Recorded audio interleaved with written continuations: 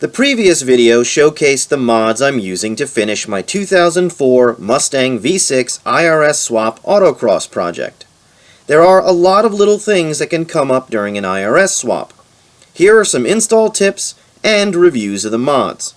It all leads up to the reveal and the review of the race-tested Mustang ST. The differential is really frustrating to install and remove. All three of my IRSs had blown diffs. So the first thing you should do when you get one is inspect the fluid and magnetic plug for metal, the ring and pinion for chips, the bearing races for gouges and wear, and the aluminum housing for cracks. If you need to replace these parts, it's better to do it before you start beating on the car. I went with 355 rear gears because they allow me to run most courses in second gear. In a car with very little torque, you don't want to have to shift into third gear on course.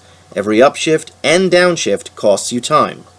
Full Tilt Boogie Racing provides very specific instructions, and they also have helpful videos on their website. Getting the subframe bushings out is not easy. You can use a drill or heat to get the rubber out of the shells. Either way, it's a good idea to purchase the bushing removal tool from Full Tilt Boogie. If you're drilling the bushings out, plan on spending an hour and making a huge mess. If you're using heat, it only takes a few minutes to get the bushings out, and there's a lot less mess. Just don't use any more heat than you need. The Full Tilt Boogie Racing front and rear diff bushings should be installed at the same time. The instructions are really clear, but watching the Full Tilt Boogie Racing videos makes the install easier. You will need a friend and a tranny jack to help lift the diff housing into place and keep it positioned while you bolt it in. It's a good idea to plug the holes for the axle shafts to avoid anything getting into the diff. The front and rear diff bushings take about 2 hours to install. The Prothane IRS control arm bushings come with clear instructions but can be a difficult install. You don't have to remove the bushing shells on the upper or lower arms, but getting the rubber bushing material out of the shells on the lowers takes time and patience. Drill 10 small pilot holes around the metal center from both sides, then increase the bit size and remove as much rubber as possible without damaging the metal shells. Then use the Full Tilt Boogie Racing tool to extract the bushing from the shell. Use a lot of anti-seize on the threads of the tool and go slowly. This is a long, hard process. Once the rubber is out, use a wire wheel to get the inside of the shells as clean as possible. And use plenty of poly bushing lube on the new bushings. The bushing install took me 3 hours. Remember, you must install the upper control arms on the subframe before you put the subframe back into the car.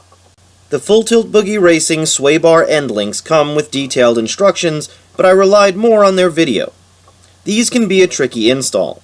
Make sure the car is on level ground and under suspension load, and check to make sure the sway bar isn't hitting the upper control arm. If you're patient and precise, the install takes about an hour. The Full Tilt Boogie Racing toe links come with great instructions. Even though they are a bump steer kit, Full Tilt Boogie Racing provides instructions for installing the toe links without bump steering the car. They take about 30 minutes to install. I love Tokico shocks, and the D-Specs are fantastic. They are getting harder to find, but they're worth tracking down. They are essentially infinitely adjustable between full soft and full hard. The instructions could be clearer, but the install is simple. Just remember to support the lower control arm with a jack to make things safer and easier. You will have to cut holes in your interior trunk panels to get access to the adjusters. The shocks take about 30 minutes to install. Spend the $20 on the Tokico adjustment tool. It's much easier to use than an Allen key, especially between autocross runs. The Full Tilt Boogie Racing rear camber bolts come with detailed instructions, and the online videos help. You will have to remove material from the upper control arm slots. If you're only concerned about getting more negative camber, you only need to remove material from the inboard side of the slots. You can do this with the upper control arm on the car, but it's much easier to do off the car. Just remember to remove material from both prongs. It takes about 30 minutes with a good die grinder. The Eibach rear sway bar comes with general instructions that could be better. Just be sure to install the sway bar before you put the IRS subframe back into the car. and use the correct lube on the poly bushings anywhere they touch metal. The sway bar takes about 20 minutes to install. The Eibach Pro Kit springs don't come with instructions. IRS springs go in by removing only the rear subframe bolts and pivoting the entire subframe to provide clearance.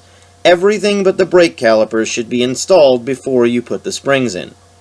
You have to make sure the springs are clocked correctly in the lower perches. I line up the end of the pigtail with the bolt hole for the emergency brake cable tether. This ensures the ride height is even side to side. It takes 3 people to do this correctly, and it takes about 30 minutes.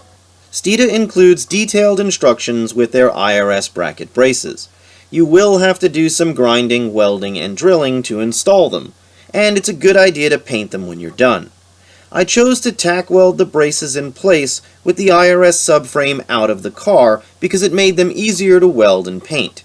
It takes about an hour and a half to get them welded and painted, but it's a good idea to let them cure a few days before installing. The Wild Rides torque box reinforcements don't come with instructions, but the install is pretty straightforward. Just make sure you label the driver and passenger side parts. They only line up one way. When installing the larger front subframe bolts for an IRS, you will have to enlarge the hole in the torque box reinforcements. You will also need to remove some sound deadening inside the car to get the top pieces to sit flush, and the reinforcements should be painted prior to final installation. They take about an hour to install.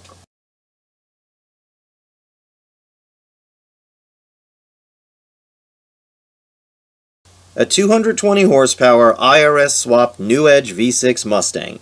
Not the first vehicle you think of when building an autocross car, but I've wanted to build this car for years. I wanted to prove that a car built with the right philosophy and the right parts could be competitive and still be built on a budget.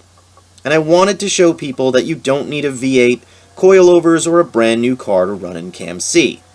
With the Cobra R wing, bullet side scoops, and Cobra R 18 by 9.5 inch rims, it looks like the cars in the posters I had on my bedroom wall as a kid.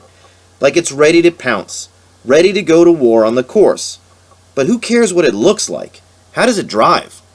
From the very first autocross run, I understood that I was driving a Mustang that was nothing like any other Mustang I've ever been in. The poise is staggering. It never, ever feels like it's out of control. Solid axle cars get twitchy in sweepers and slaloms. The ST stays planted, letting me push it even harder. The amount of rear grip is amazing, and that's what I'm most happy about. This car was designed to never break loose, to get every ounce of power down without going sideways. The limit is so far past what I'm used to, it took me 10 events to find it. The car feels glued to the ground at all 4 corners, effortlessly making tight turns at high speed without the slightest hint of understeer or oversteer. On the short to mid-length courses I run on locally, the ST holds its own against newer cars with more power. But don't just take my word for it. Look at these results. Check out the cars the ST was able to beat.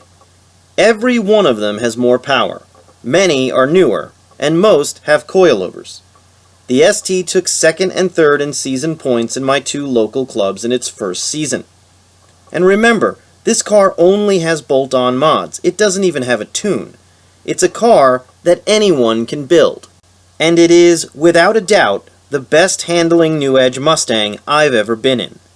If you're going to do an IRS swap, make sure you get the most performance out of it.